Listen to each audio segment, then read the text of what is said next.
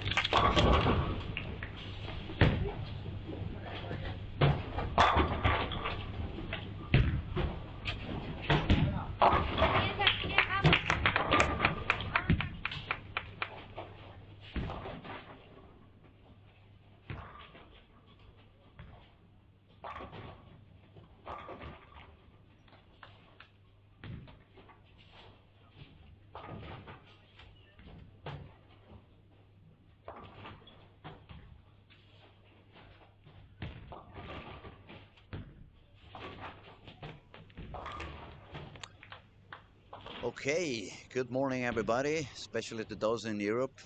Good evening to those in Asia, and probably good night's sleep for those in the American zone.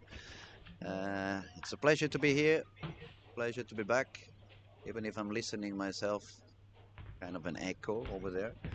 But we're gonna fix that pretty soon. Hopefully, you don't listen to me twice the same way I'm listening to myself. It's kind of tough to talk to when you listen to your own. How the football commentators, they go like, "Oh, nothing else is happening." Uh, Everybody, have a very special guest with me this morning. We have the pleasure to be together with Peter Fleming. He was the 1999 PBA Rookie of the Year, professional bowler. He's gonna be chatting with us today. He's gonna help us do a few comments. Paul, Paul Fleming, ladies and gentlemen, is going to join us today. And good morning, Paul. Nice to be here. Yes, it's great to be here. I wish I was watching my son bowl, but he struggled a little bit on this pattern. So I'm watching Caitlyn from the U.S. and get to root her on today. She had a very tough first day. The first squat, she was struggling a lot. I could see she was suffering a little bit, couldn't really find the right reaction. When she moved a little bit far out, it was breathing a bit too early for her. As soon as she moved a little bit in, the carry wasn't there anymore. But day two, she bowled spectacular, and yesterday she carried quite okay, so she made it all the way into the final, and she's looking pretty good, pretty consistent, pretty strong, nice technique.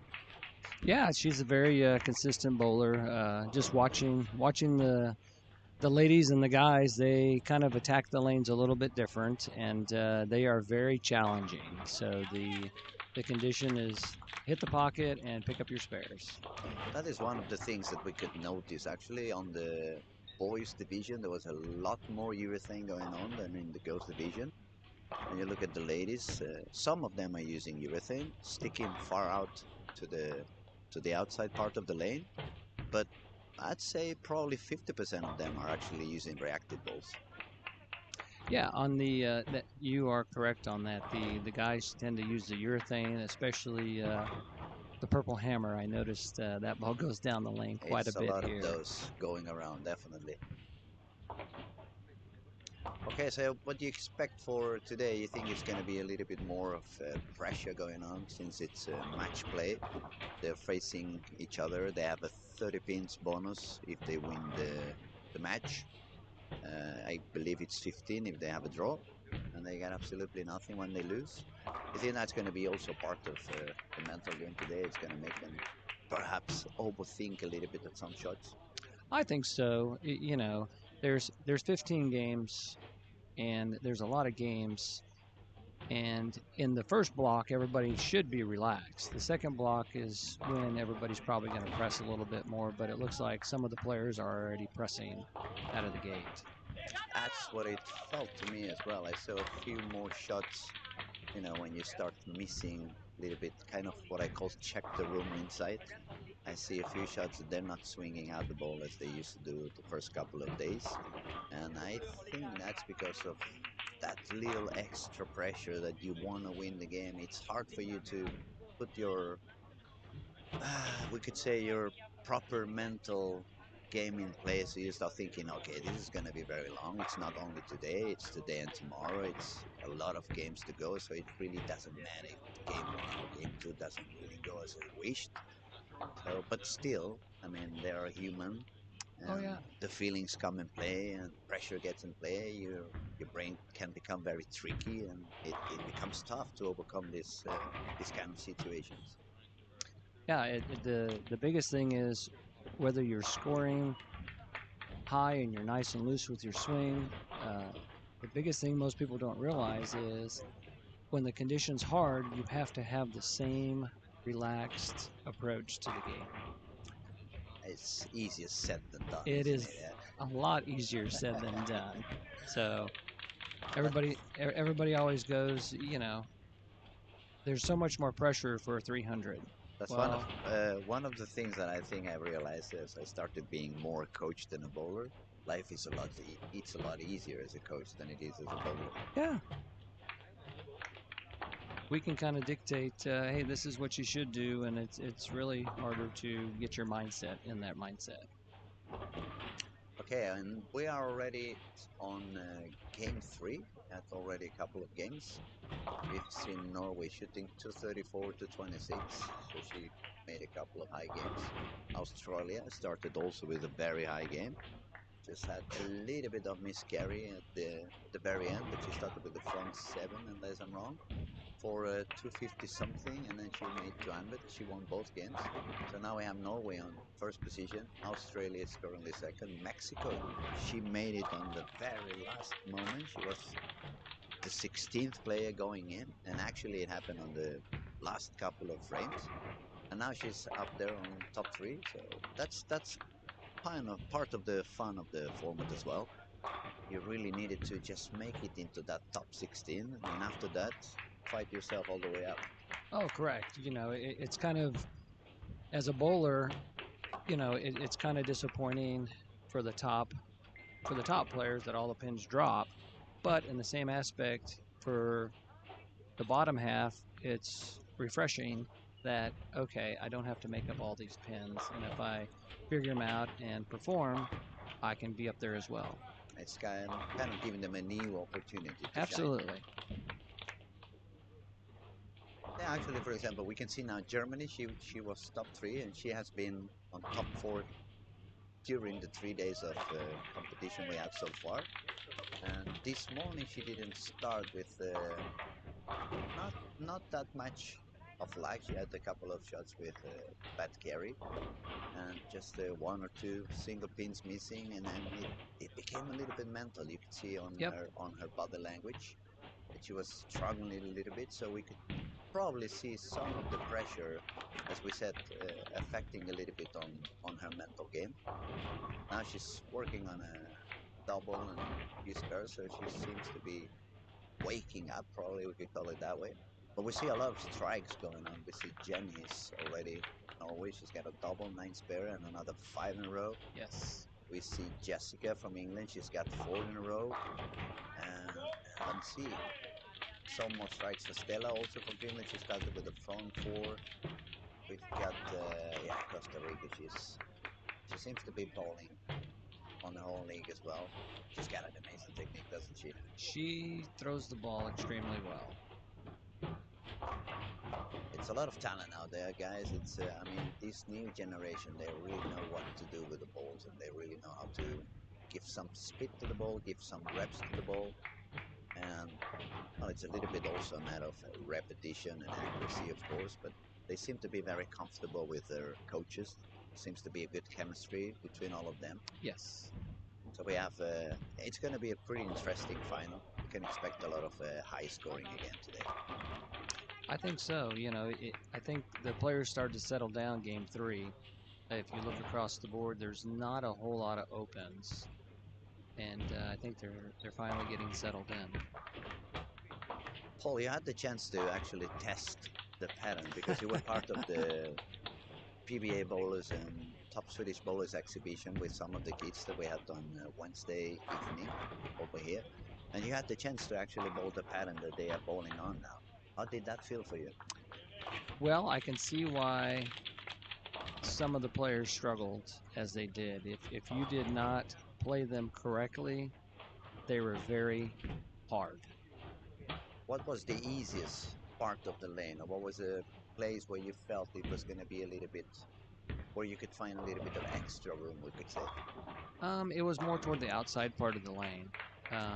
For the guys, it seemed like if you got the ball to 2, 3, 4 and got it to tip up a little bit, you had a little bit more miss room out there. But the angles were really important. Your launch angle had to be more to the right. Otherwise, the pattern's pretty flat, and it's not very forgiving.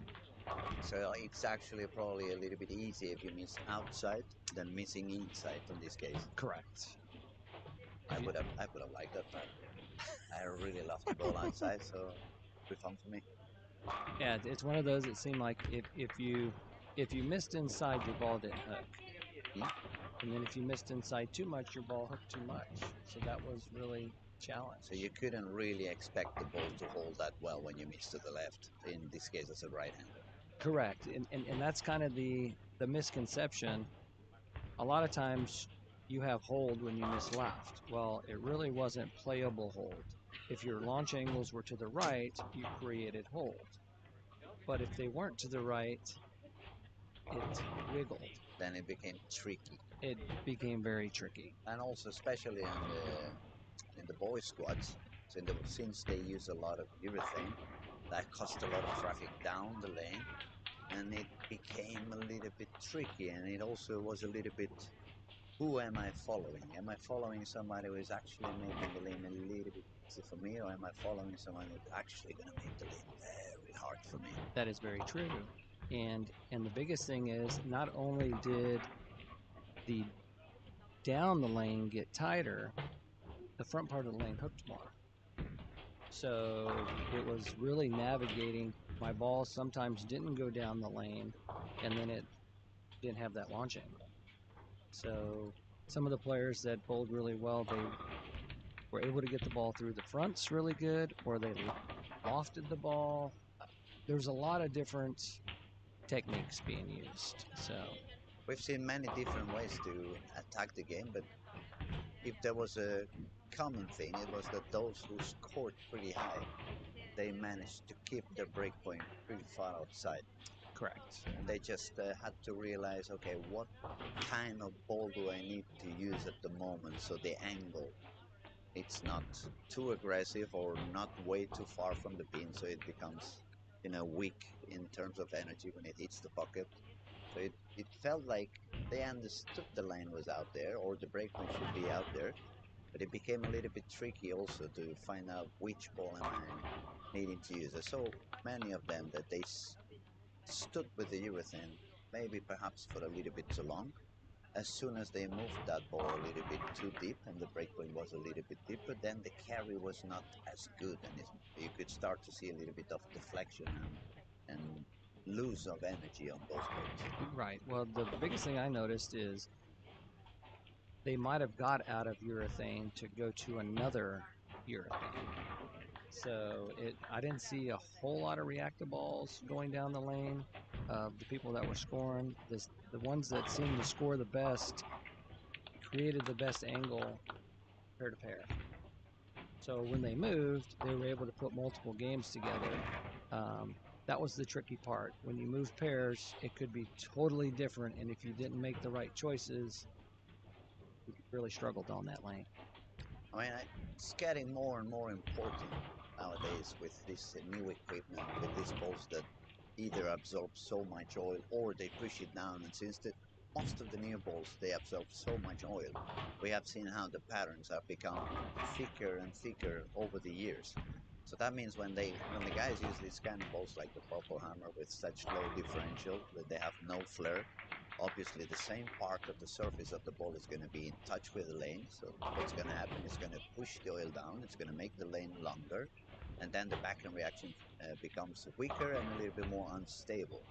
So if you don't really stay awake and try to really read what's happening with your ball, you may end up having either overreaction, low reaction, over under, and then it's when it becomes very tricky, very messy, and it can trigger a few wrong buttons on your brain and make you start doubting about what you're doing. Yes. And when we're bowling this kind of competitions, I mean, you don't want to give up any frames, so you don't want to do any big crazy changes unless you really know exactly what you're doing. Oh, that is very true. And what's been coming more and more is the surface.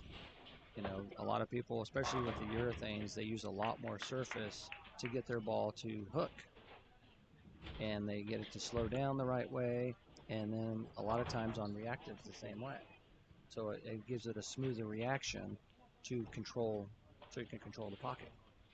The one difference that I could say I notice a lot on today's game compared to 15, 20 years ago, even if the best ones do also manage to have speed control, it's not so much the tool they go on to as we did 20 years ago. We used to play a lot with the speed control, speed it up, slow it down. We used to tilt our hand and do a lot of different things with our wrist in order to make it roll forward if we wanted the ball to become a little bit more steady, read a little bit sooner, not so aggressive on the back. We turn and turn the hand and start spinning it when we also wanted the ball to keep a little bit extra energy, a little bit extra back end reaction. And it feels like today, this new generation, they are more into just let's get all the power out there, just make it even harder, make it even higher speed, higher rev rate. But they are not that much into that era as we were on slower shots, spin the ball a little bit. It's not that many that they actually do those kind of things. No, you're absolutely correct. I'm in the same era as you with adjusting ball speed, rotation. The rotation part they do a lot of, I think. But as far as speed control, They just, I want to say, hit the ball more, turn the ball more, make it hook more. That's what the games come to. I mean, in a way, with all those purple hammers in play, especially Europe and South Europe, you see so many events where actually the racks are all full of that purple hammer. Yes. So it has becoming, it's kind of a pandemic in a way, because everyone's doing the same thing. Everyone's trying to hit the same line and the same type of shot. And what's happening is that we see many events where the first 3 games are like higher scoring, and then as the squad goes on, it becomes tricky. And it's the opposite. If we compare to 20 years ago, maybe we would have some flatter patterns. It would become a little bit tougher on the beginning. Yes. But since reactive was like the new thing, and those balls suck a lot of oil, obviously the lanes turned easier and easier and easier as the day went on. Yeah, no, that's kind of exactly right. So what's different about international versus in the States, a lot of tournaments, there's not a lot of purple ham. It's not that popular in the United States. No, it's not that much. no. Yeah. Probably because of the conditions. And don't get me wrong, when it's a shorter pattern, the urethanes come out. I agree. But a lot of times it's not used as much as it is over here. I feels like up here sometimes I joke. I think I say they take the ball to the shower. They take the ball to bed with them. It's like, I'm gonna cover it. They stop putting the dog in bed and they just have the purple hammer. Yeah, yeah. yeah. It's obviously a very special ball. It is. It does generate some kind of reaction, especially when the back of the lane becomes a little bit tricky. Yes. That ball manages to come back from places that no other urethane ball manages correct. to come back. I kind of call that ball, it's a urethane ball, but it kind of reacts like a reactor. It's a very particular ball indeed. I mean, I ball for Storm, or I've been bowling for Storm for the last 10, 15 years, so obviously I've never thrown purple hammer, but I have eyes, so I can see what it does. And I'm going to give you an example. A couple of years ago, 3 years ago, I was bowling a tournament, big event up in the north of Sweden, and I was bowling with a guy who was a little bit lower level than me, a little bit less rev rate than I had, a little bit less hook overall, and by that time it was the proton physics that had just came out, so it was the heavy oil ball. Yep. And during the warm-up, I more or less realized, okay, let's see where's the guy who's bowling with me, where is he standing? Am I going to be able to use his area? What's going on? He was standing more or less about 5 balls to the right than I was standing on the feet, and probably shouldn't bowl about 3 or 4 balls more to the right than I was doing. That was all the way through the warm-up, and we both had the proton physics. So I had an idea of what his rev rate and hook was compared to mine. In the middle of the first game, he just went to his back and he put the purple hammer in play. And I still today don't understand how that happened. But that guy suddenly was 10 boards to the left than I was, using the purple hammer. And for me it was like, what is happening with that ball? How can that ball hold a lot more than my heavy oil reactive? That was kind of, okay, something new. I mean, that guy had maybe 250, 300 reps, Right. 100 reps, more or less than I did. And he would hook the lane, and I was like, man, he can hook that ball. Yeah, that is definitely a special ball. It makes me understand why these kids that bowl 2 hands and they have such a high speed shot. That ball's going to read no matter what. That ball's going to come back no matter what. And what I'm afraid of is what's going to happen if one day they suddenly decide, okay, enough of the purple hammer. We just discovered that for whatever the reason, after a few months, it becomes a little bit softer than it should be. Or I'm not saying that that's the case, but let's say that became the case or something similar to that, and they decide, okay, now this ball is out of play. What's going to happen with all those thousands of bowlers that only use that ball? Right. Well, I think I don't know if the rules are the same over here. They did away with weight holds. They do the same over here. Extra holds? The extra holds. But they're forbidden now. Yes. So international's the same way. Mm. So, but they had a year, 18 months that you had to do that. So like in 2020, you have until the end of 2021 to make that. I think if it happens, it's maybe going to be along that same way. It's probably going to be all year. If they eliminate it, okay, by 2028, you're not able to throw urethane.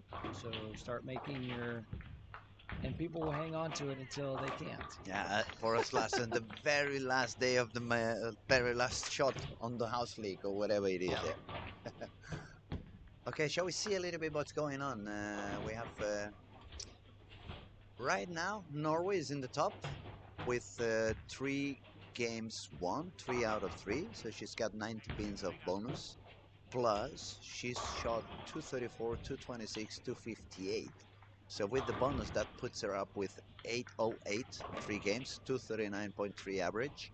She's currently leading the event. We have Denmark back on top. She seems to feel herself very comfortable on the lane. She has been up there all week long. Yeah, she's had a very good reaction. Keeps the ball in play really well. She's very consistent. Yes. She has a very nice technique. Yep. Smooth. She doesn't overdo anything. Love the balance. She's also quite tall, long arm. So very you can tall. see she makes things look so simple, and Yep. it looks pretty good, pretty strong. Then on the 3rd position we have Australia. She seems to feel very comfortable today. Very good reaction. She's using reactive, standing outside. I believe she's making a shot down lane 14. There we go, around 7 board, maybe swinging out to the 5. This one didn't hook as much, but she seems to feel a lot more comfortable than she was the first couple of days.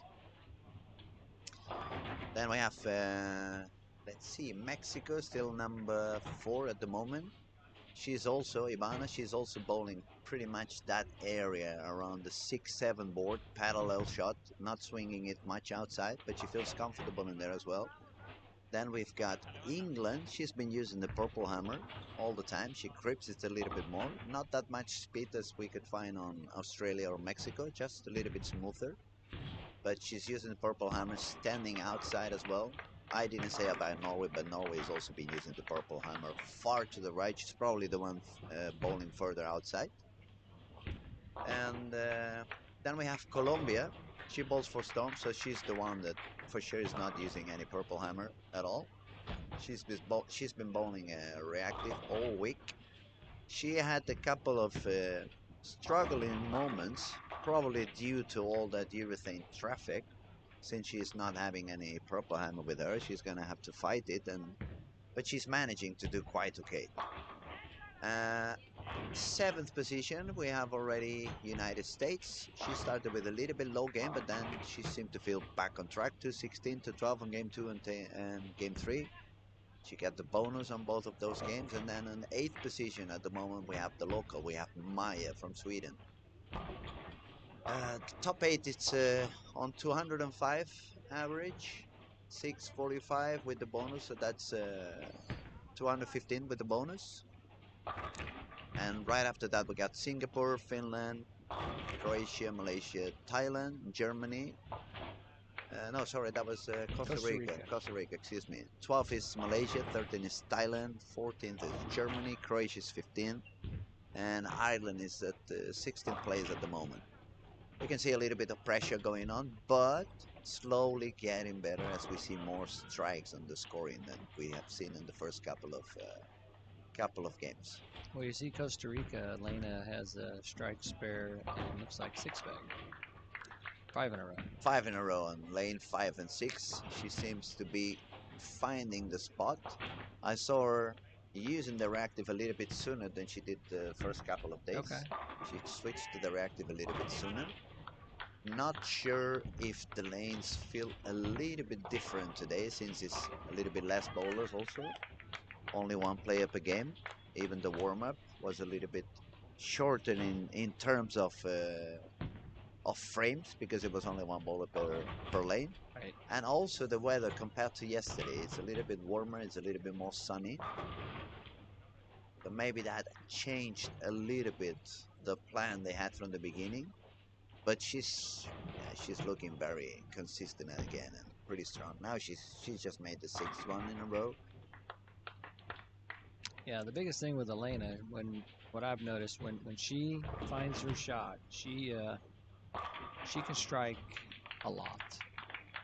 She shot a 300 yesterday. I believe it might have been on 5 and 6. Yeah, I think it was.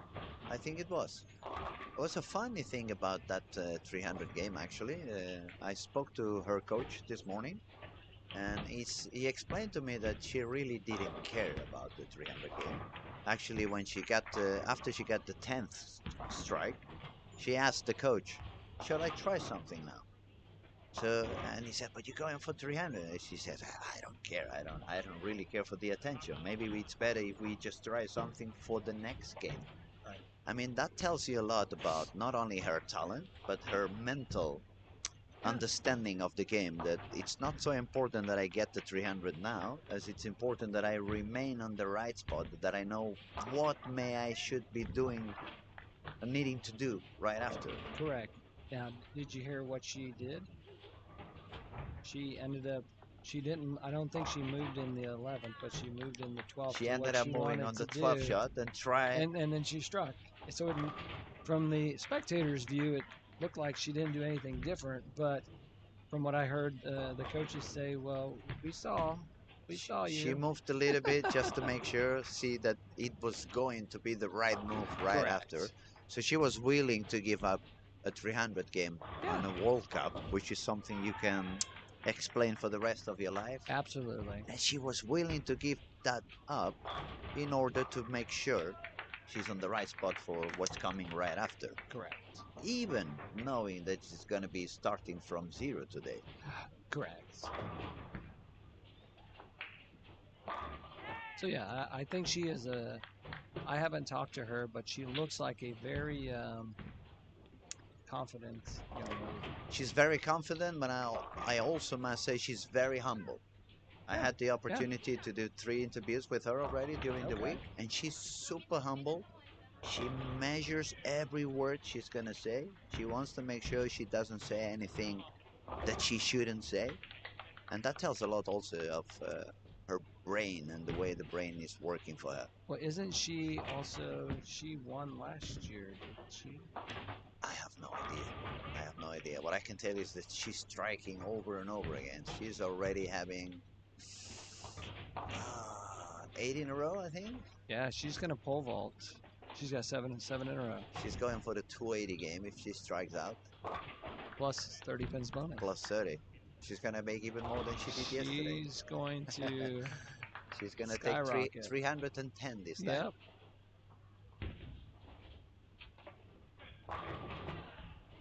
We see a very different body language also today for Maya, the Swedish bowler. It feels like she had a little bit of extra pressure being the local with a lot of friends around and some of the family also rooting on the crowd. So probably she felt a lot of responsibility. Now she's looking a little bit better.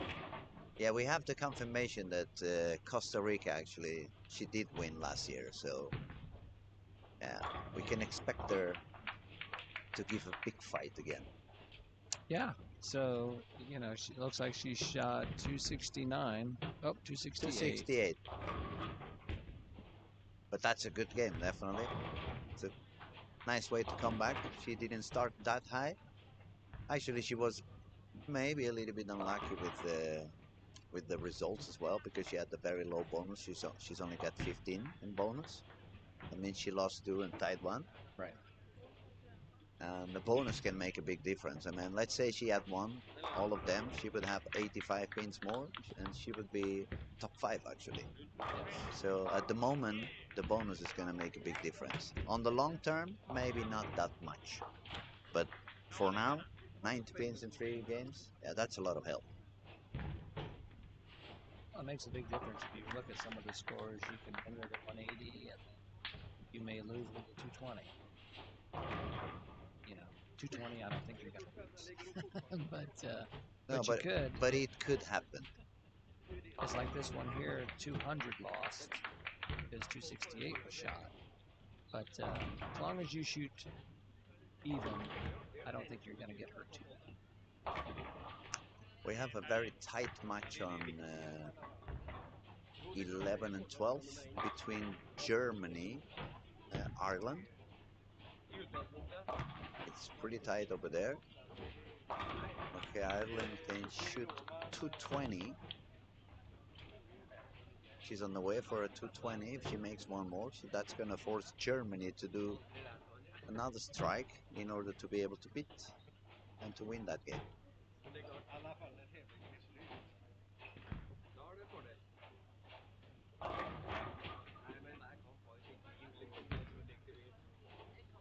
That was a very good strike, actually.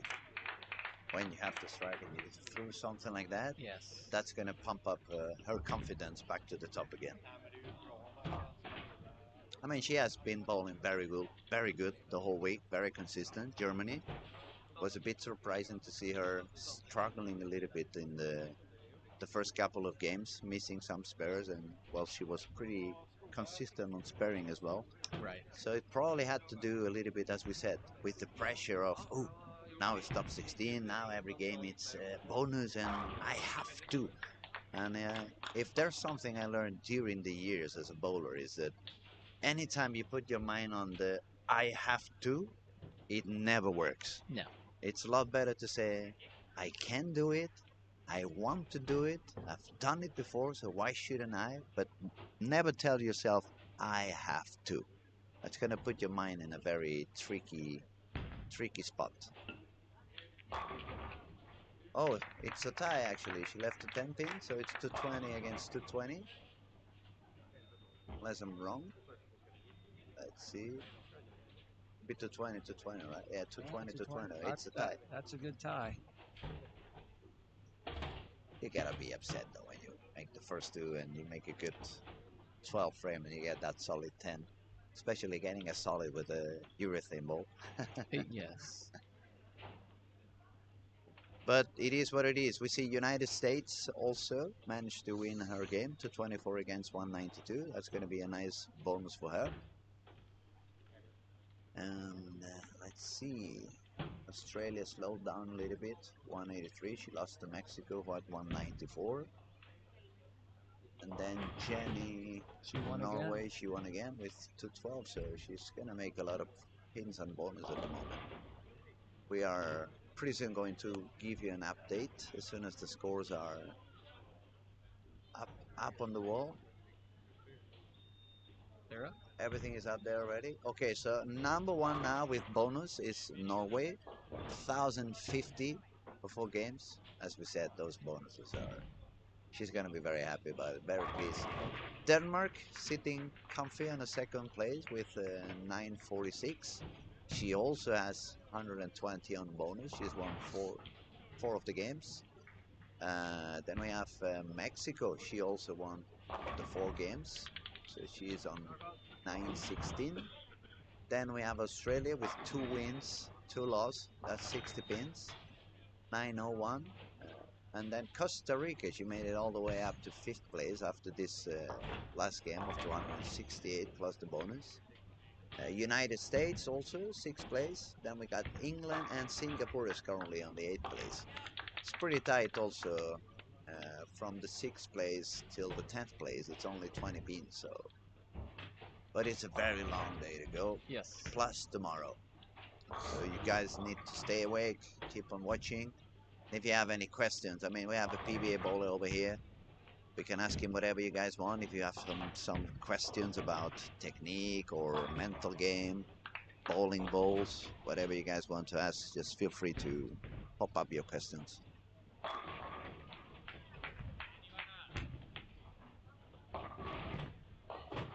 One thing I noticed here too, on the women's side, there's a lot more two-handers on the women than there is in the States right now. It's not that many two-handed in the USA then. Not for the females. Not for the female, eh? There's becoming some, but Not yet as many. not like what I've seen here. And these may be the top females from all the countries, and that makes it a little bit different. But there's just a handful. You have to you get to see more and more of them, at least in Europe. After all, I mean, it's also you see what you especially see is in open bowling, at least down in Spain. Yes. When you go to a bowling center now and you see open bowling, you see so many that they don't use the thumb anymore. Yes. And that's the way it is in the States too.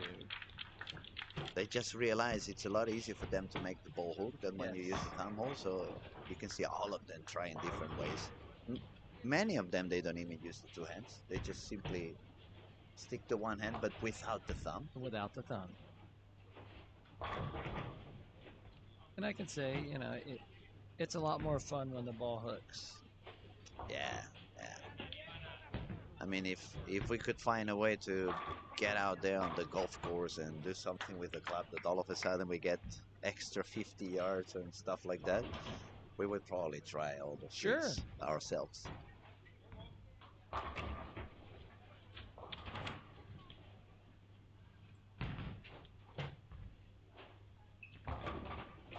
Okay, so far we don't see that many people bowling deep on the lane. I think the one that's bowling the deepest still Costa Rica. She's somewhere around 13 on the arrows, but obviously she's sending the ball out, as we were talking, out to the friction. So she has a very consistent and strong ball motion at the back of the lane.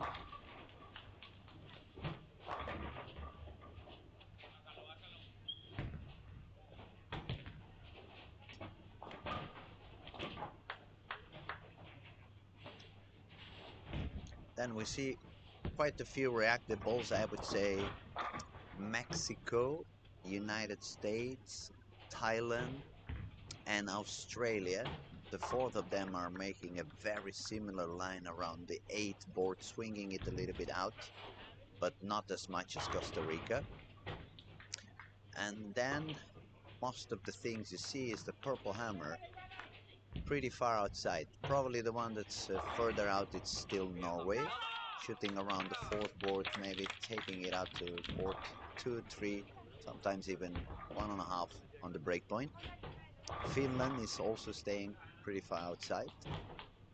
And Maya, I'm not sure she's using the purple hammer today. Let's see. I don't think, no, that reaction was definitely not the purple hammer. That was a reactive ball. Not sure which one, because on the screen it's not easy to see. And the older you get, the less you see. But that reaction didn't look like a urethane, right? Oh, which one? Maya, the Swedish girl. She's bowling on lane 12, right? no, 9 and 10. She actually left 3, 6, 10, 3, 6, 9, 10, 4, 7. And that usually is not something you leave with a reactive unless you have a lot of reps.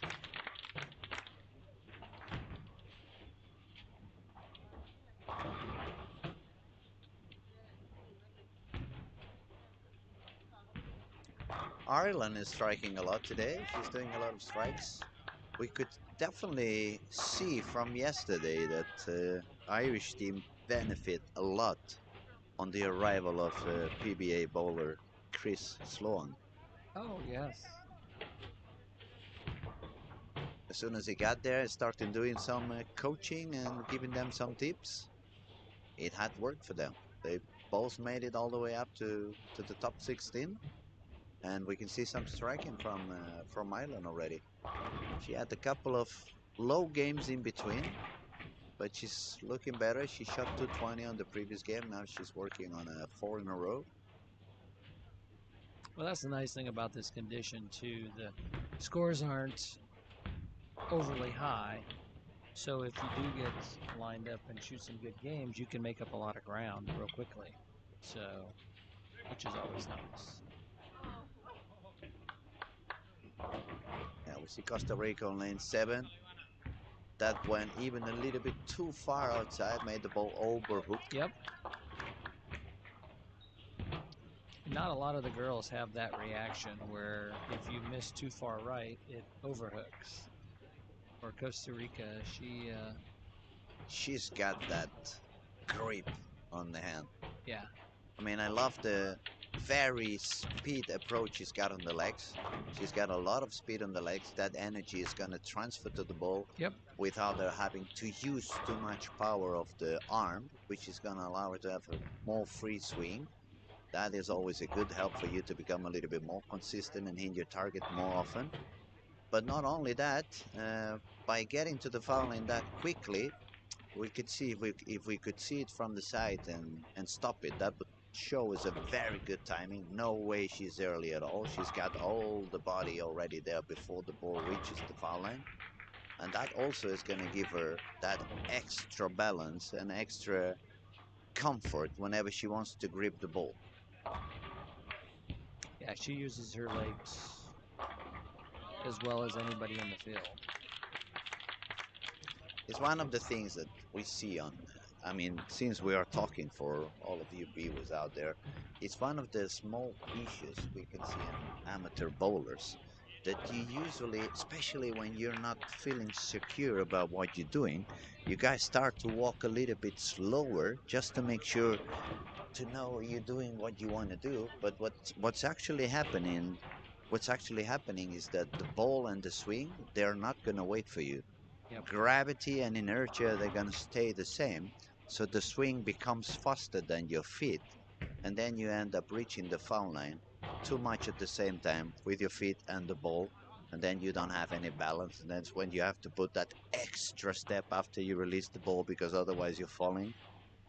So it's kind of a small tip we're giving you out there. Never be afraid to speed up the legs. After all, if you think about any other sport, soccer, they reach the feet there, and then the other feet comes and kicks the ball.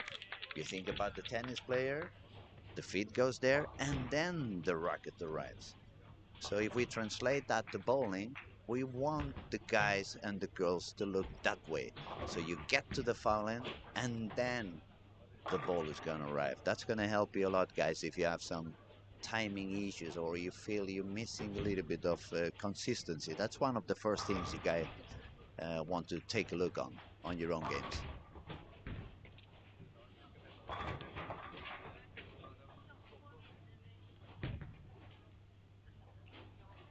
And that's how we like to do things up here in Sweden and Helsingborg, especially Olympia Bowling Alley. We want to make everybody happy, so we even do some online coaching for free for everybody out there. Tips are always good. So biggest thing is, I think everywhere, everybody always thinks you have to throw strikes. And what most people don't realize is to shoot a 200 game, you need 2 strikes in a row and all the rest spares. That's going to be 200. So build the frames is so important. Spares build the game. It's kind of one of those, strikes are for show, spares are for dough. In case someone is wondering, I haven't given any script to Paul. I haven't given any dialogue that he could say because I've been actually talking about the sparing issues on this generation for 3 days in a row. So I'm very happy that I'm not the only one talking about how many spares they give away. Oh, yes. Especially on the boys squad. Yes. You see 7-8 strikes per game, easy, but Yep. also a couple of single misses, single pins gone. Yep. And you guys, they're not missing by 1 or 2 boards. I mean, some of them, they are missing by half the lane. And it's like, how can you strike 9 out of 10 and never take the single pin, which is the easiest part of the game?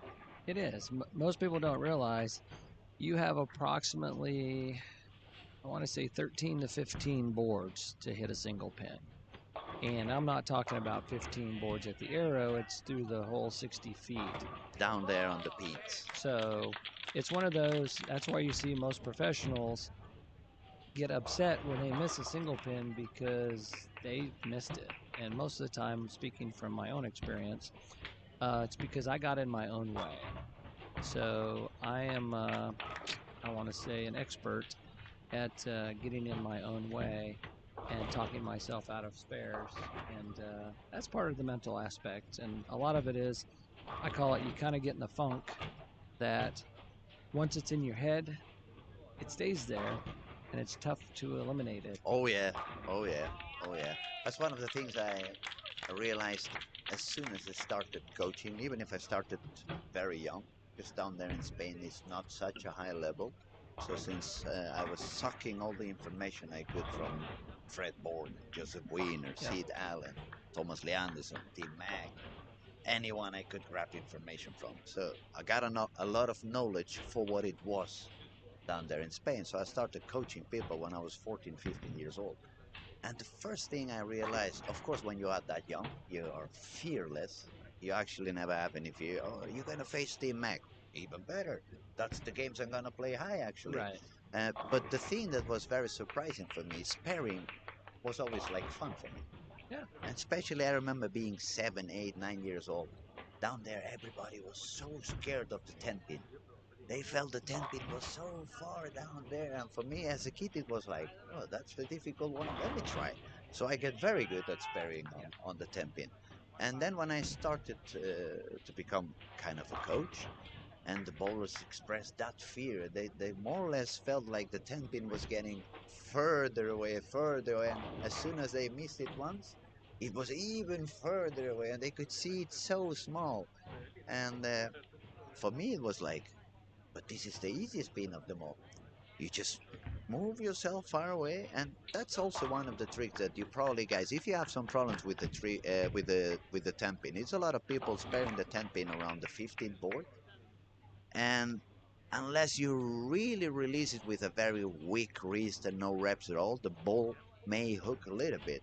So my suggestion is, beyond making a weaker wrist so the ball has less reps and trying to go forward so the ball doesn't spin at the back of the lane, I would also suggest you guys take that spare as far left as you can. Let's say instead of using 15 and the arrows, you go all the way up to 23, 24. That's going to open up the angle so much that the ball doesn't have any need to hang around the gutter. You can go directly to the pin, staying far away from the gutter. So if you're one of those guys that have some problems with the 10 pin, you may try this kind of things. Well, and the biggest thing is, I'm sure it's the same over here. The more left you go, there's more oil in the middle part of the lane, so it makes the ball scoot more toward the 10 pin. So the biggest thing is on spares, if you're shooting a 10 pin and you're missing it to the right, you have too much angle. So you either move your target left or your feet right, and then if you're missing it left, well, you don't have enough angle, so you either move your target right or your feet left. So and that goes the same on the 7 pin side. So it's all about angles. So I always say bowling's geometry.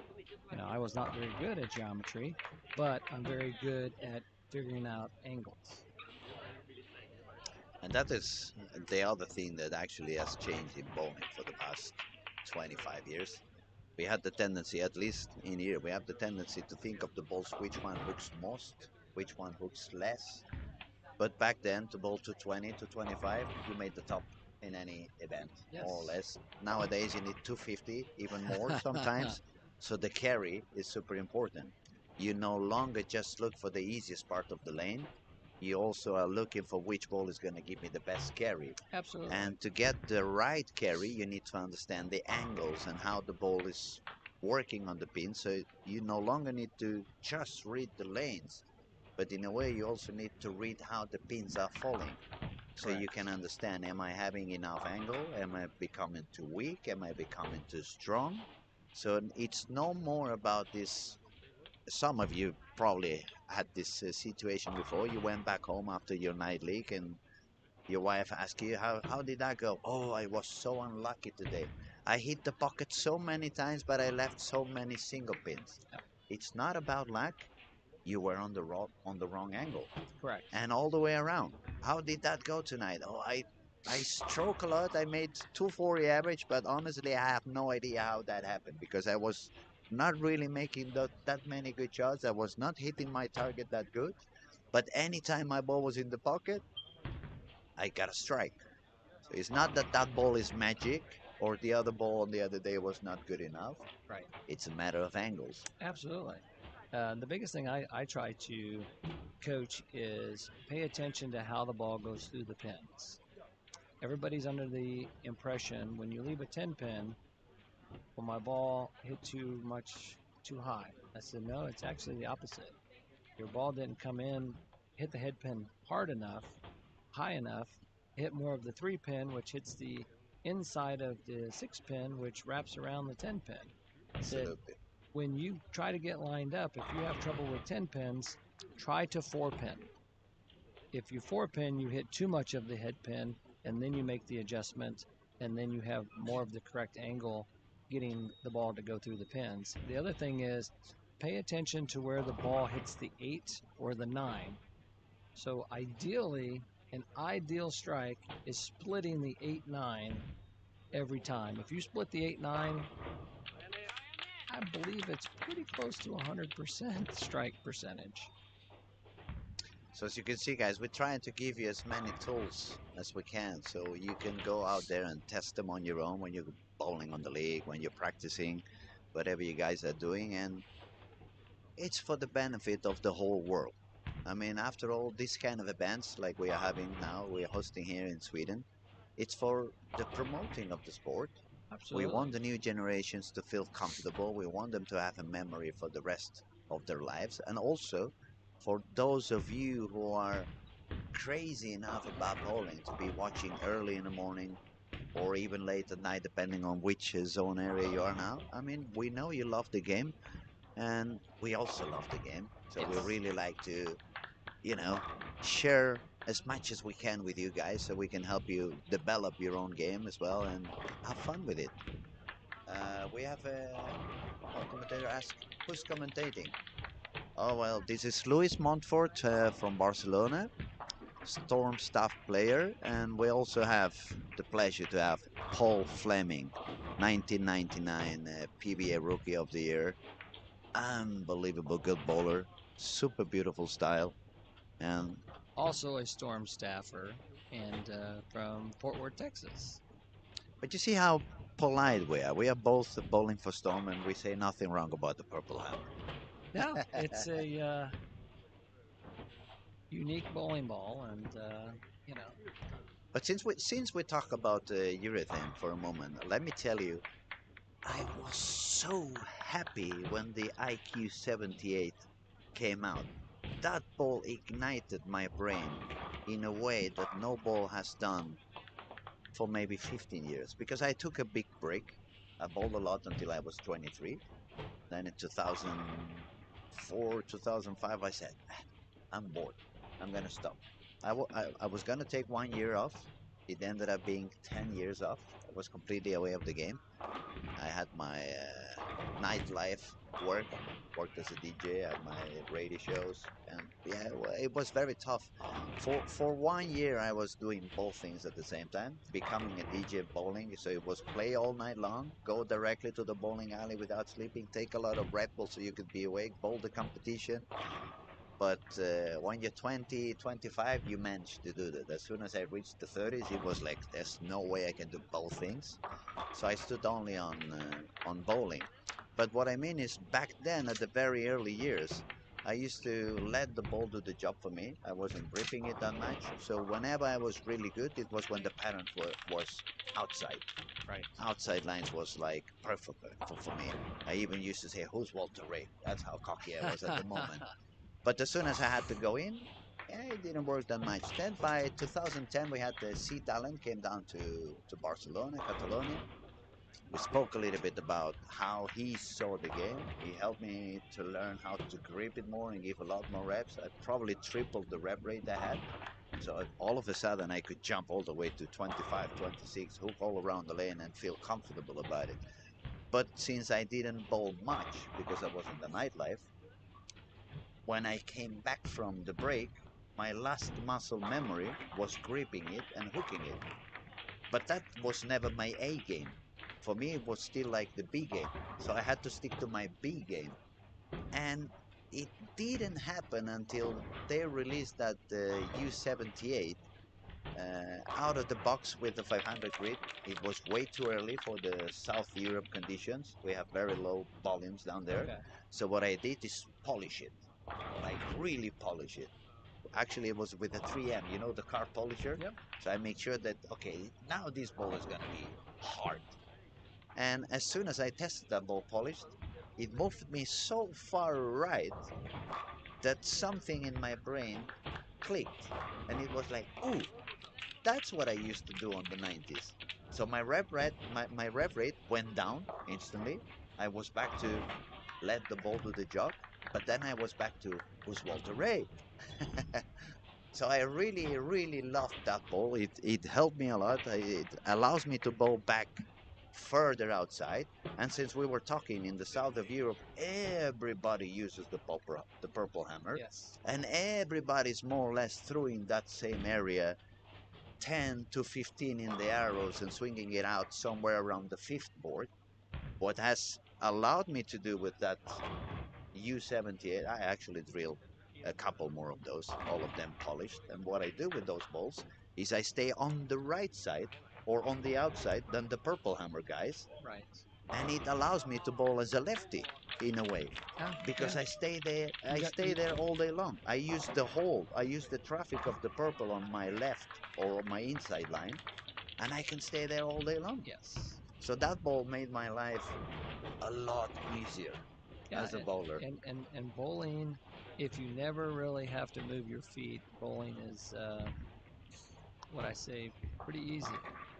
But the transitions and moving your feet and making the adjustments, that's what makes the carry different. It makes it a little more challenging. So It becomes very tough. I mean, as a storm bowler, when you had to compete against the purple hammer traffic, and you couldn't stay outside of them, I was always forced to bowl so further deeper inside. The lane is always a little flatter over there, and there's not that many bowlers with high reps in the south of Europe, so the lane doesn't really open up that much, and it becomes very tough because you're in the part of the lane that the pattern is not that simple, and you cannot really miss to the right because then your backhand it's going to be suffering all the traffic of the purple hammer. right. So when that IQ78 came out, all of a sudden was like, okay, I no longer need to be on the tough part of the lane. Now I can really go to where they put those blocks outside because they use those huge radius on most of the events and use the purple hammer as a whole, not as a killer. That is true. That's true. So as you can see, guys, there's a lot of stuff you can do actually as a bowler. You can go in, you can go out, you can speed it up, you can slow it down, you can go forward, you can go around it, you can cup the ball more, you can cup the ball a little bit less. The fun thing is that why not learn to do as many things as you can? It's perfect to have an A game, but if you're able to do more stuff, you can save and compete in a lot more conditions. Well, and to that point, kind of what we were talking about before,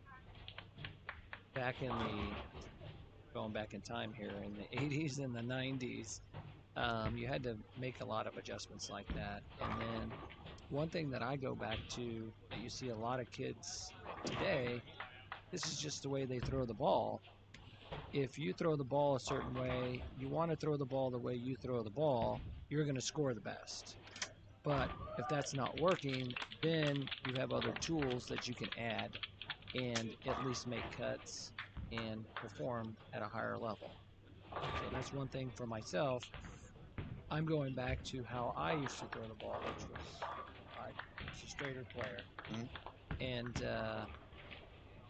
more of what I used to do, and then I need to become more efficient at that again. And I think my success will hopefully translate into some wins.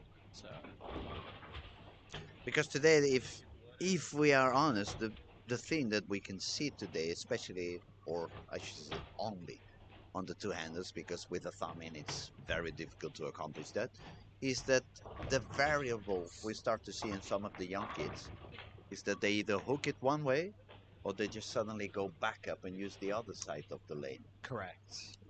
So it's like probably they don't do as many things as we did back then. Right. But the two things they do, they really complement each other in a very specific and unique way. Yes. And the good thing on where I compete on the senior tour, Belmonte is probably one of the oldest two-handers, and he's only 40. Mhm. So Yeah. there's not a whole lot of, I guess you'd say, high rev senior players. So not yet, anyways. So What we could say, Robert Smith, perhaps. Robert Smith just started competing again. Amleto, perhaps. Amleto, Time Chris to time. Barnes. Probably the highest rev rate that just came out is Tom Daugherty. Yeah, Tom as well. True. And he's a no-thumber, not necessarily a two-hander. And then there's Ricky Schishler.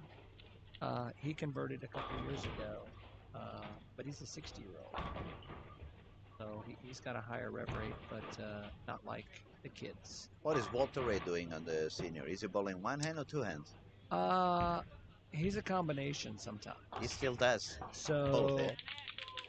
But I think he just, I think at the U.S. Open he injured his shoulder. Uh-huh. So I'm not for sure the extent of it because the U.S. Open was going on as this tournament's going on. So we saw Andres Gomez was the winner of the U.S. Open, Andres wasn't he? Gomez was. I'm very happy for him. He's Very wonderful guy. Yes, he is. Very wonderful yes, guy. He is. We want to congratulate Andres.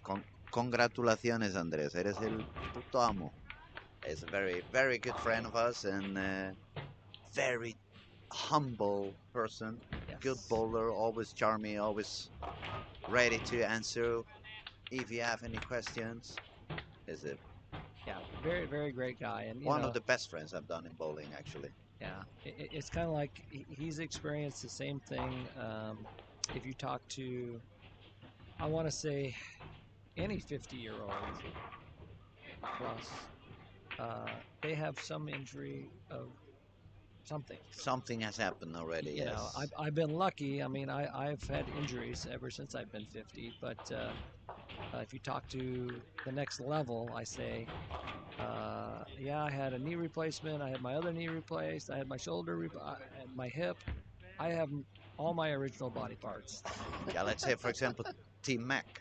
Yes, Timmy. I mean, Timmy was one of the most amazing bowlers we could see on the 90s and early 2000s. Yes. The things he did with the bowls, especially for the amateur bowling. Oh, yes. It was unbelievable. It's this kind of person that shared knowledge, always with a smile, always happy to take a picture, sign autographs, and it was all over the world, week after week after week. And it's so sad that he had so many problems with his shoulders. He's got both of them, several surgeries. And I don't know if you know Timmy's history. So Timmy played for Penn State. American football, wasn't it? American football. And if you see Timmy, he's kind of a stocky guy, but he's not like the typical football player. So he was kind of more, I would say, the big guys. A compact version of an American bowler. But he took a lot of punishment from these big football players. And unfortunately now, at his age, he's suffering from it. It's paying out a little bit of that. I mean, that's the B side that nobody talks about of professional sport. Oh, absolutely. We only see, or in the news, they only show you, victories and trophies and how much money they make, especially on other sports, how beautiful their husbands or wives become, and they show all that. Well, but it's not very often they tell you the B side, the injuries, the sacrifice, the doctor visits, the surgeries, the pills, the medicines. They show all of the superstars. You got Peyton Manning, which toward the end of his career, he had some neck surgeries and stuff like that. But a lot of the top players, well, they haven't, I guess, suffered as much as their front lines and Hmm. stuff like that. You never hear about people that protect all of these guys where their careers aren't as long. Absolutely. So I think the average football player is maybe 4 or 5 years. But It's, but that is more or less what we say. It they may talk a little bit about some NFL stars, NHL stars, maybe the baseball, even NBA, European football, soccer. yes, But what about the small sports yeah, like bowling, like I don't know, with of course Formula One drivers or the motorbikes yeah. because they have such spectacular crashes. Oh, Then they make the news. Oh, he broke his bone, and he broke this, and he broke that, and he's riding the bike again the week after, which is quite insane if you ask me. But it's the same thing for sports like bowling. It requires a lot of hours of practice. It's a sport where in which you do such a repetition after repetition, but you're using one leg on one side of the body yes, and one arm on the other side of the body. So it works, the body is working very unbalanced in a way, and yes. that's going to cause problems for sure. Down the road. And yeah, exactly. And it's part of the things that not many people talk about, and especially now that we probably have some audience that's going to be younger due to the event we are talking about, or we should be commenting about. We're talking a lot about it, but preparation, physical preparation. I Oh, mean, it's crucial that you guys start taking care of your body as soon absolutely. as you can. And that's the biggest thing. Like I'll get some friends that go, hey, I went bowling last night and I'm so sore today. Mm. And I'm like, yeah. And they only bowled 3 games. Exactly, when you guys go for 50 games plus in 1 week. Oh, yeah. Most people don't understand the physical toll bowling takes and the shape you need to be in. I mean, when I competed on the national tour, I was more of what you call a gym rat. I mean, I was in the gym all the time, just working on my fitness and nutrition, and that's the biggest thing in life in general. Um, take care of your body. You know, the saying is, "You are what you eat," and it's so true. You know, if you eat well, you're going to feel better. If you do exercise and some type of fitness, you're going to feel better, and it's good for the mental aspect as well. That's a few things that are getting better in the whole aspects of life. They are learning more and more about what type of food does good for the body, what type of food you want to stay away from it because it becomes poison in the long term. Right. So this part, it's becoming a little bit of a better information. It gives you a better idea of what you want to be having on your diet when you are, let's say you are working a little bit harder on the gym. Let's say there's another time where you are a little bit slower, you're more on vacations, you give yourself a few weeks of rest. Maybe then you change your diet a little bit. But there are also things that you want to do no matter what, like stretching. Yep. I mean, to be flexible. That's one of the things that I never ever did before I was already 30, probably. And I was quite a healthy kid. I mean, I was not drinking, I was not smoking, I was not going out. I was so in love with bowling and basketball that I played basketball maybe 2 or 3 hours every day, and then I bowled for another 4 or 5 hours every day. Wow. So you do a lot of sport. I Right. was always skinny. I was never fat. Never had any issues with that. No cholesterol or whatever. But still today, I'm not there yet for the 50s. I'm not there yet for the seniors. But I have a lot of pain, and my low back is Yep. killing me day after day after day. And I've been doing gym work for the past probably 20 years. So what I'm meaning is that, especially if you're a bowler who has begun bowling even before you walk, like you start making your first shots when you are 2 or 3 months old, and you push a ball somewhere even before you can walk. It's gonna become super important that you start taking care of your body. The sooner, the better, because time passes so fast for everybody, and everything you don't start doing today, you're gonna end up paying tomorrow.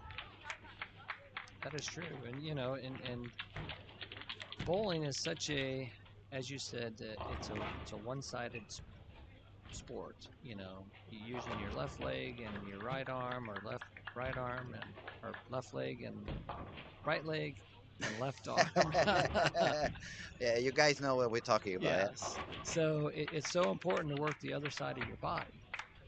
One of the things that was always portrayed to me is if you bowl right-handed, practice left-handed. Doesn't have to be as many, but it's working the other side of the body to help balance it out. Compensate a little bit, otherwise Yes. you just create a lot of muscle on one side and no muscle at all on the other Yep. side, and then you become like an S. The column is going in every direction, and you don't want it. All right, welcome to Doctor's Field, right? Let's talk a little bit about the standings. We are letting you obviously enjoy and view and watch, but we just try to make it a little bit more entertaining and talk a little bit about everything that is around the game. But it's time to see how the stats are at the moment. Norway is sitting on first position with 175 pins to the second one. She's bowling really high today. She shot 234, 226, 258, 212, 247, and 244. And she's won every single game, so that means 6 out of 6, 180 pins bonus, and that puts her with 1601 after 6 games. That's a lot. Yes. That's a lot. Then on the second position we have Denmark. She's still bowling pretty comfortable, we could say.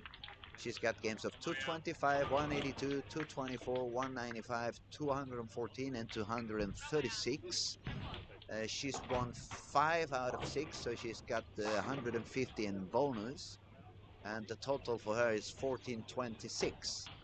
Then when we drop down to the third place, it's already going down to the 1300s. That's going to be England. She's won, let me see, she's won 4, so she's got 120 in bonus, and our games at the moment were 211, 214, 201, 192, 224, and 192 again. So she's got 1354 in total.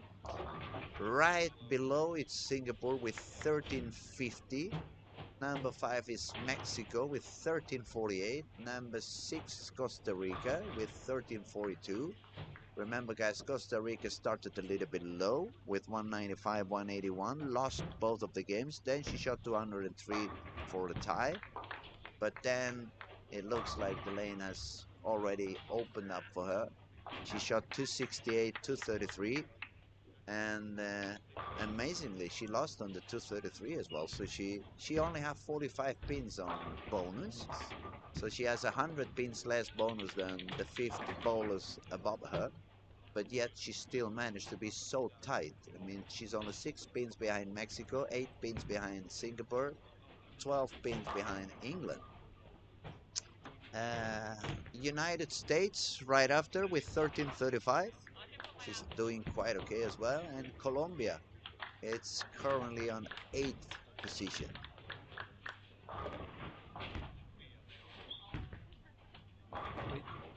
If you noticed, what I like about this, the top 8 are the top 8 averages.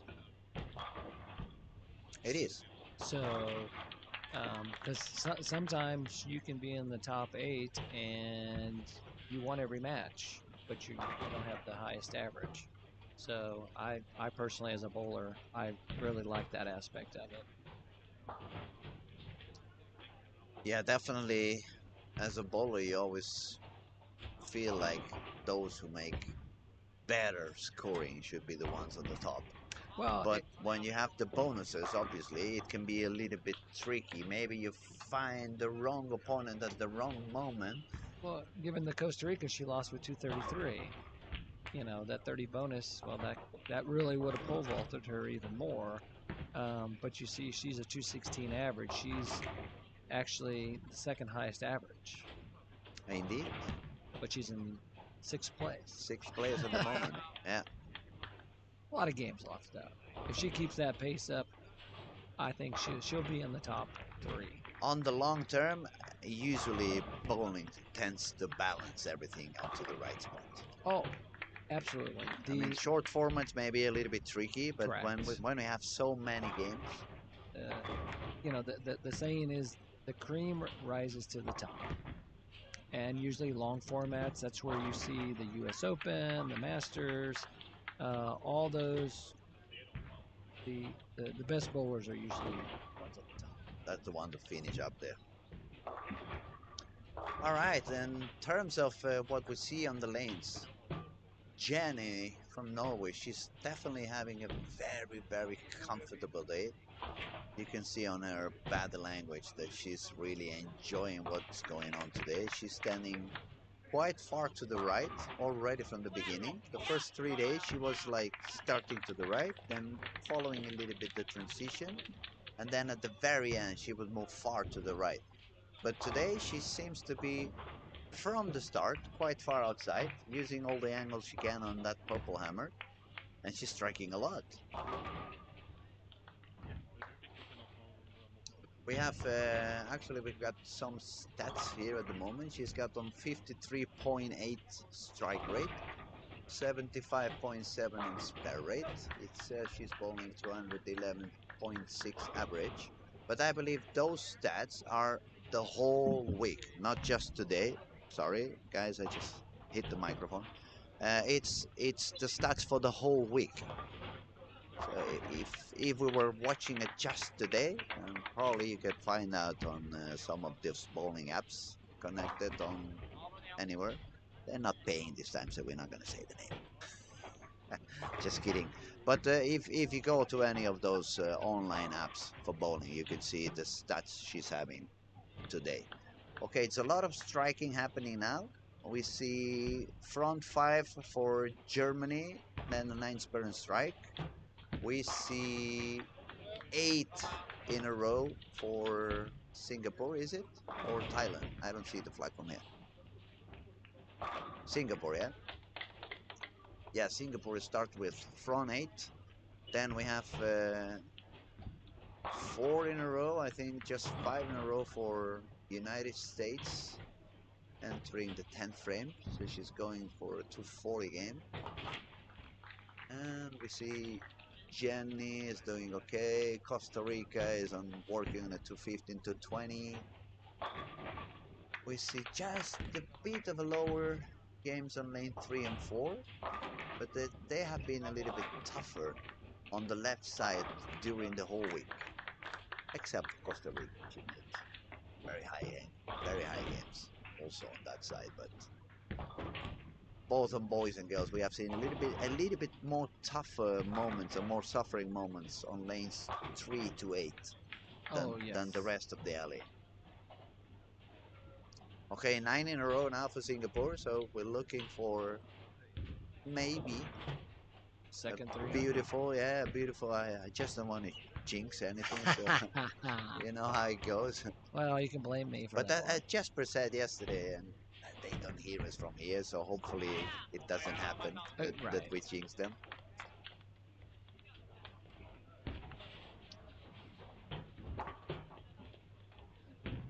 Yeah, you always hear the commentators in golf. Well, he hasn't bogeyed all round, and then that hole he bogeys. It comes even a double bogey all of a sudden. Okay, United States, Costa Rica. She's gonna manage to win at the very end. She just made a double on the 10th frame, Elena. So she made it. She's gonna work on a 240. So it's gonna be a 240 against 220. Yeah, high scoring is showing up again. The nerves are probably calmed down already. Everyone's focused. They are in full control of what they're doing with the balls. They are knowing exactly where they want to stand on the lane.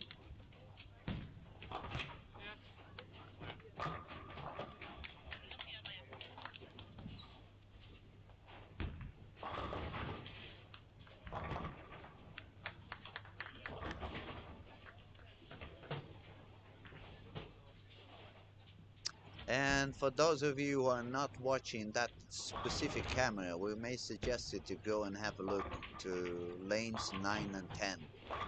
We've got Singapore with the front 10. She's actually going to make the shot for the 11th frame.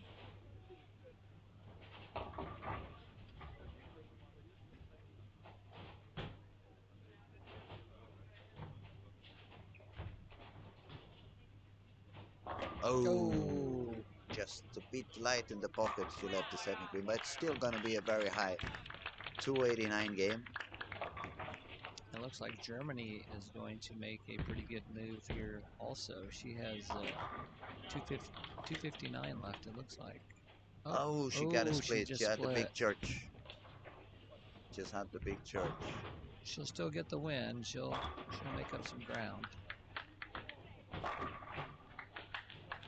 Yeah, this time she's going to be happy about those 30 pins. Yes. Just to compensate a little bit the split on the last frame.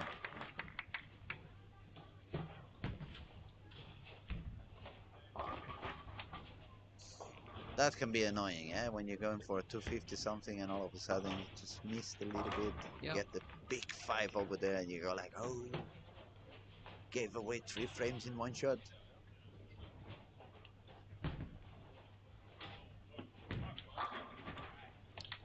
And we have another very, very interesting game on lane 17-18.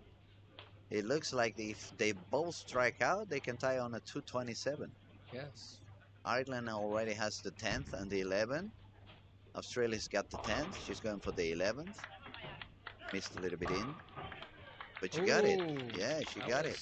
That was the hole that we were trying to find. That we said it wasn't there, but sometimes it is there. So this would be. They are completely tight at the moment, so it's more or less like a roll-off. Whoever shoots more on the 12th frame, she's gonna take the win, or it's gonna be a draw and they both take 15 pins.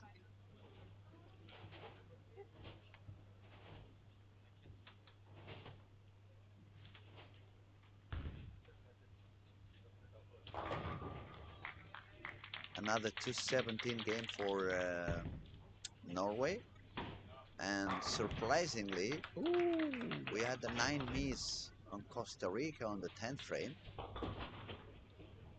So Jenny's got the Jenny's got the bonus again, and Costa Rica again with a 200 game is not gonna get any bonus. Yep. She's gonna have to work all the way without bonus. Yeah. My. Oh, that's true. That's Croatia, isn't it?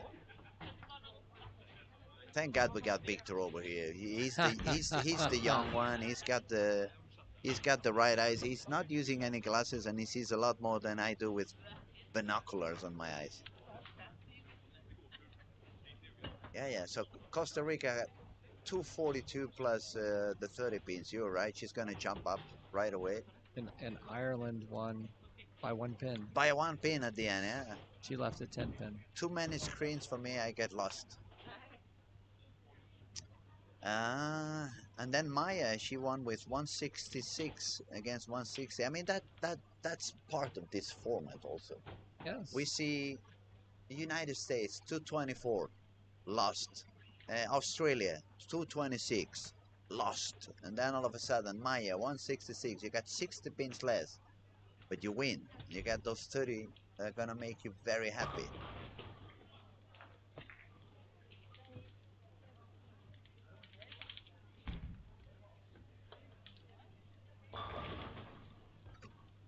And Singapore obviously is going to make a big jump as well after a 289 game and 30 pins of bonus.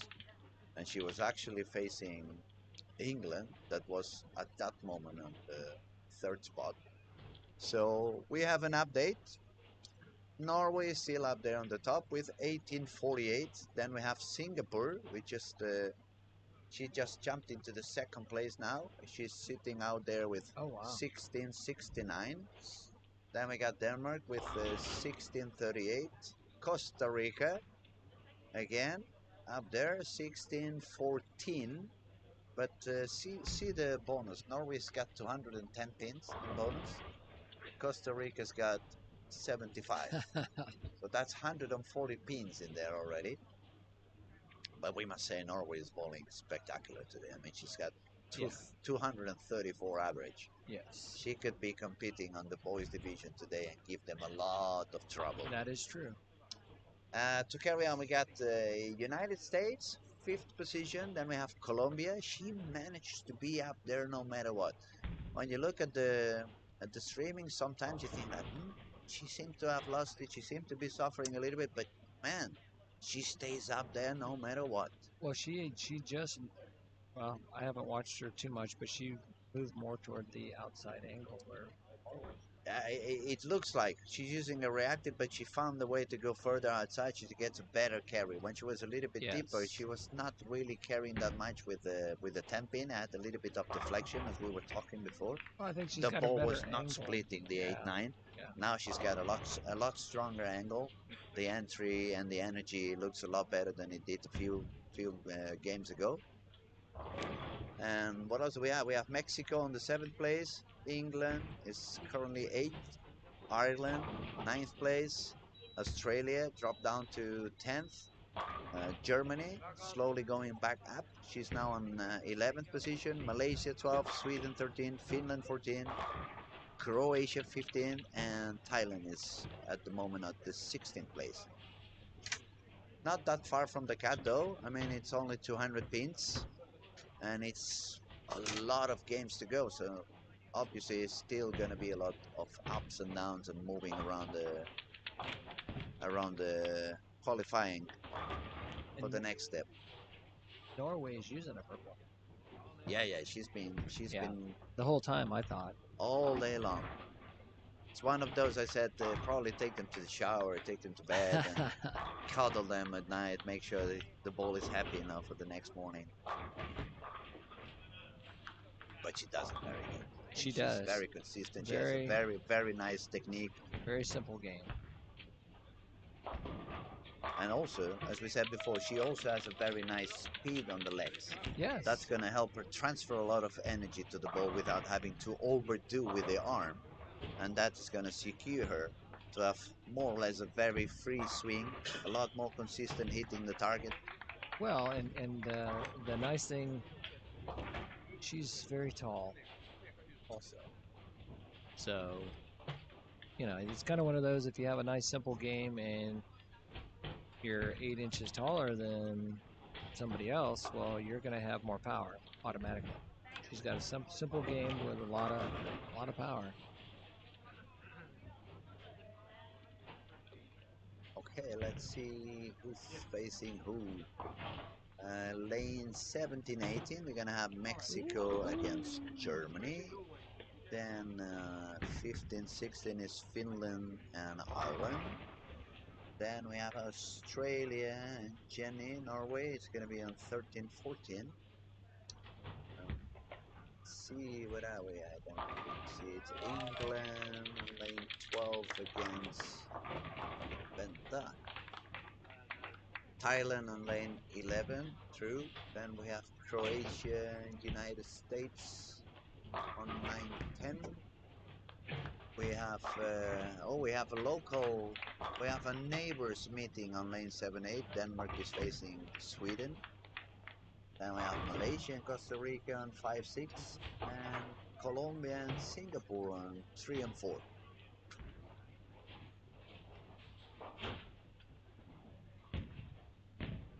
We're actually entering the last game, aren't we? 8th game round right now. They are really bowling fast, ladies and gentlemen. Unbelievable. Then they complain about the girls being slow. There's no way. The boys are a lot slower than they are.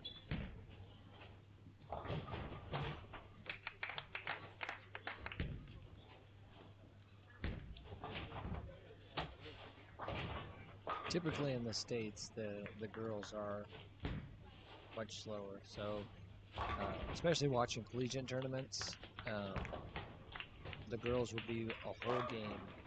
A whole game, yeah. Wow. At the end of the day, guys are already done, and then it may be 6 frames, but they are typically slow. I don't know why. Hey, they want to make sure what they're doing. I think there's more high fives and more cheering on the girls' side. Maybe a little bit more chit chat than talking about, did you see that hair she's just done? Have you seen the nails? Obviously, we're just kidding. But I must say, especially in Scandinavia, that was one of the things when I moved up here into Sweden. These people bowl so fast up here. And I mean so fast, especially compared to the Spanish pace. Oh. I would say 6 games, two person per lane, 6 games in Spain. It takes at least 3 hours for 6 games, at least. Wow. Sometimes 3.5. Wow. Up here, 6 games, it was hardly 2 hours. Right. 1 hour 45, 1 hour 50. Yeah. So whenever I started bowling, especially when I had to bowl with the young kids I was coaching up here, I always had my tongue down to the knees. I was trying to catch my breath. It's like, oh, my time to shoot again? Let me breathe.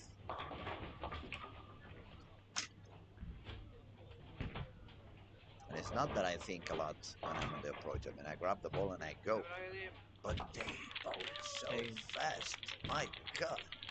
Especially the two-handers. They run so much on the lane. And it's like, come on, go. You have to shoot again. Already? You shot already? And they make so much strikes that it's like, why don't you make a couple of spares so I can sit down for a minute?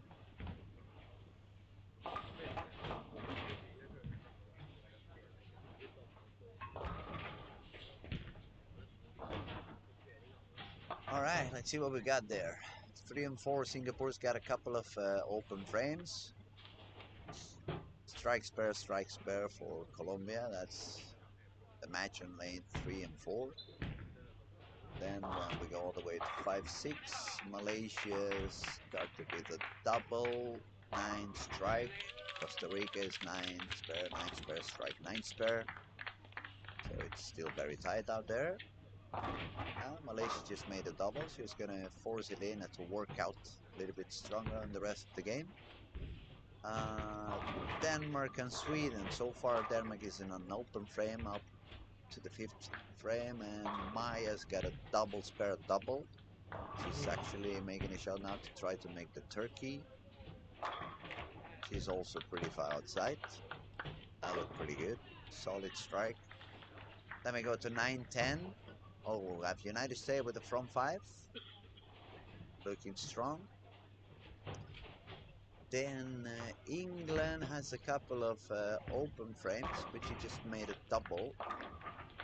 So it's getting closer, just 1 mark behind. Then if we look at 13 and 14, and Norway seems to be finding a little bit of traffic. We can see the ball is not penetrating as strong as it was a few frames ago or a couple of games ago. It could be also that this pair became a little bit more tricky than the other ones. She's facing Mexico. Mexico has no open frames, so at the moment even suffering a little bit with the pin action. She's still ahead on that match. And then when we go to 15-16, Ireland's got a couple of open frames, but she just made a double to cover one of them. And Finland is currently on the turkey and a 9 spare strike 9 spare. Then on 17-18 we have Mexico and Germany. They both have 1 open frame, but due to the pin count, Germany is about 3 pins ahead. So pretty tight, unless we talk about Denmark-Sweden at the moment. Sweden is looking good and strong on that game. She has some advantage. And Denmark, okay, we just seen a change on that. She just moved into a reactive ball and moved a little bit deeper. I haven't seen her doing that during the week. She just stood with the purple hammer further outside. So maybe it has felt a little bit different, which for a lefty, I think she's the only lefty I believe at you're this right. stage. Yep. So it would be interesting to ask her later on if she remains on top 3 to find out if something felt different today. But this game's going to be tough for her because Sweden is already with a double and a 5-bagger.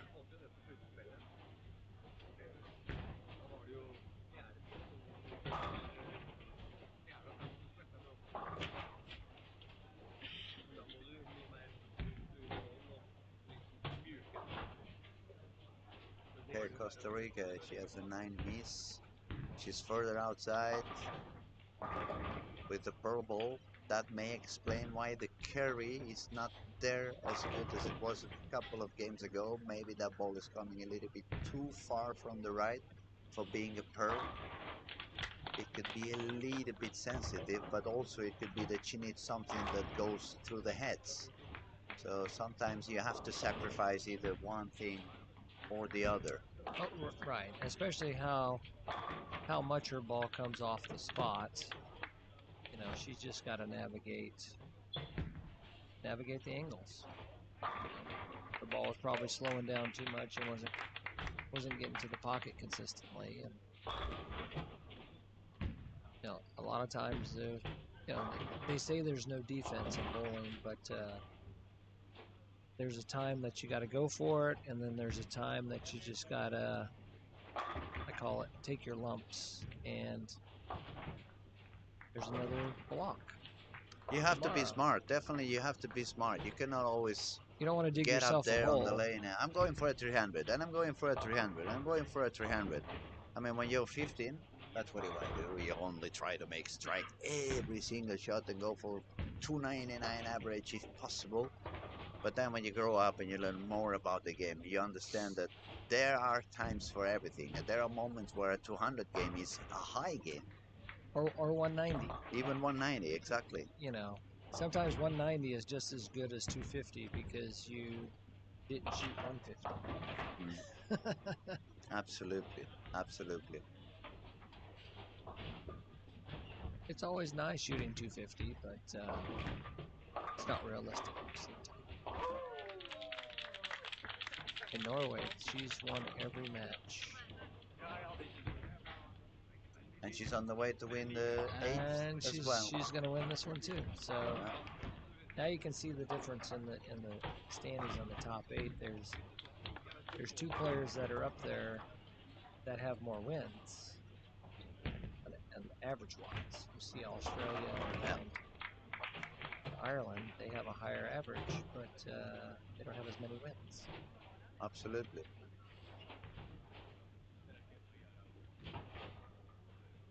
But you see where their consistency comes in. You know, 150s, it's tough. Yeah, on the other hand, for example, we could say Mexico, she's on 196 average at the moment, but she has already 150 in bonus. Correct. Yep. And she really had one game of 165. That's the one that lost, absolutely. 179 on the last, she didn't make it as well, but she was pretty consistent. 190, 190, 190. And when there's a lot of pressure going on and stuff, we just said it like 5 minutes ago, sometimes 190 is a good game. Even the 186, she started and she won. So sometimes 180 is just as good as 220. You know, the biggest thing with the match play format, all you have to do is beat your opponent, you know, to get some bonus. So sometimes it's 250 to beat your opponent, and sometimes it's 180 to beat your opponent. Okay, games are getting close to the end. England lost with 166 against 205.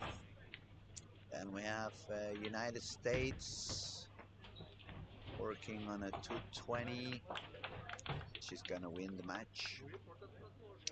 Maya, she missed the 5-pin. Not many people had the hands up over there, but still she made it. She's won 235 against 165 on the Scandinavian Derby. Costa Rica, she's gonna win. Even she had a single pin gun. Now she's on the Turkey on the way for the 10th frame, going for the 4th one. Wow. And she's got it, so working on a 220 again. She makes it so easy to make 220. It looks like effortless. Yes. Then Colombia is gonna, 205 against, Colombia. Yep, she won. Winning the match as well. Jenny, she worked out 236 again, Norway. So she's going unbeaten. She's taken all 8 victories. She's gonna be happy. And raised No her doubt average. about it. She keeps complaining about the interviews, but she's making it all the way to the interviews over and over again. You just tell her during the interview, if you don't want to interview, don't bowl so good. Don't bowl so good, definitely. And then we have Germany. That's going to be the last match at the moment on the right side of the lane. She worked out Turkey, so she's going on the way for 214. She's going to win the match, so she's going to get some extra bonus, and that's going to make her jump a little bit up. Probably she's going to get closer to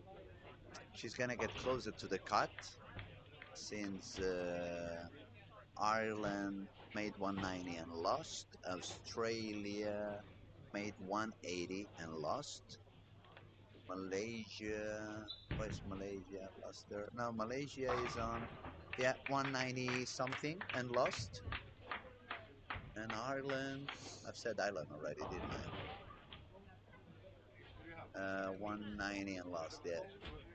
Looks like Germany, even after a very long, complicated day, she may find herself pretty close to the cut.